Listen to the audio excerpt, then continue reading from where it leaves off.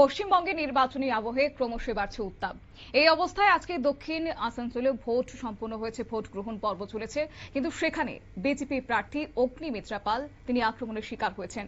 এমনই অভিযোগ এবং নিরাপত্তার খাতিরে পরবর্তীতে তিনি নিজেই গাড়ির ভেতরে ঢুকে তার মাথায় হেলমেট পরে তাকে বসতে হয়েছে। পশ্চিমবঙ্গের নির্বাচনী আবহে এমনই চাঞ্চল্যকর অভিযোগ উঠে এসেছে। রাজনৈতিক সংঘর্ষ, নিরাপত্তা নিয়ে উদ্বেগের মধ্যে এবার এই চাঞ্চল্যকর অভিযোগ তুলেছেন প্রার্থী অগ্নিমিত্রা পাল।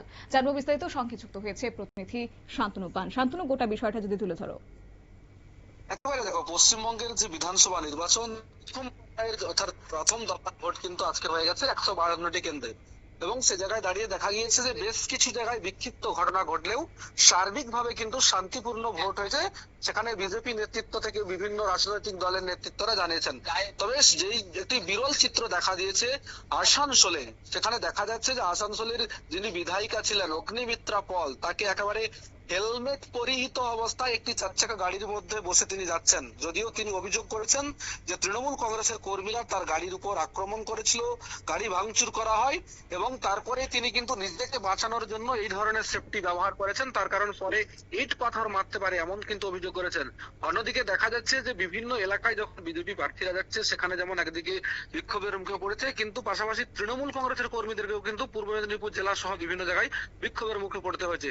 তবে মনে করা হচ্ছে যে এইবারের যে বিধানসভা নির্বাচন আর 5টা বিধানসভা নির্বাচনের থেকে কিছুটা হলেও আলাদা হয়েছে, তার কারণ এশার হওয়ার পর প্রথম ভোট, সেক্ষেত্রে দেখা দিয়েছে 90%, 92-5% পর্যন্ত কিন্তু সেখানে ভোট উঠেছে।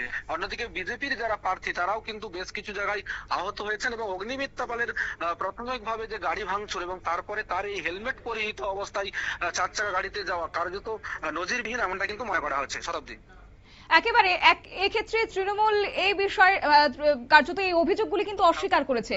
অন্যদিকে এই যে উদ্বেগের বিষয় নিয়ে তিনি গাড়িতে হেলমেট পরে বসেছেন, এটা কি শুধুমাত্র ভোট আদায়ের জন্য?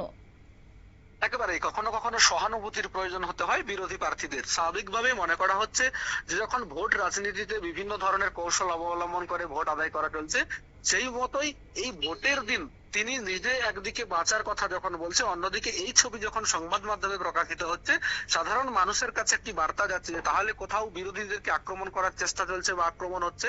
সেইখানে দাঁড়িয়ে তার যে সহানুভূতি, সেই সহানুভূতি কিন্তু কাজ করছে, এবং সেই সহানুভূতির থেকেও মানুষ কিন্তু কিছুটা হলেও ভোট বিরোধীদেরকে দেবেন। তাই সহানুভূতি আদায়ের জন্যই কিন্তু তিনি এরকম কাজ করছেন বলে রাজনৈতিক মহলের দাবি। শতাব্দী, একেবারে ধন্যবাদ। আপনারা শুনলেন, অর্থাৎ আজকের এই চিত্র রীতিমতো একটা নজির কেড়েছে। অনন্য রকমের দৃশ্য লক্ষ্য করা গেছে, যেখানে তিনি নিজেই গাড়িতে বসে হেলমেট পরিধান করেছেন। যদিও এই অভিযোগকে কেন্দ্র করে ইতিমধ্যে রাজনৈতিক মহলে শুরু হয়ে গেছে চর্চা। আর পাশাপাশি অন্যদিকে তৃণমূলের পক্ষ থেকে গোটা বিষয়কে কিন্তু এই যে অভিযোগ উঠেছে তা অস্বীকার করেছেন তারা। নিয়ে নিচ্ছে ছোট্ট একটি বিজ্ঞাপন বিরতির, সঙ্গে থাকুন।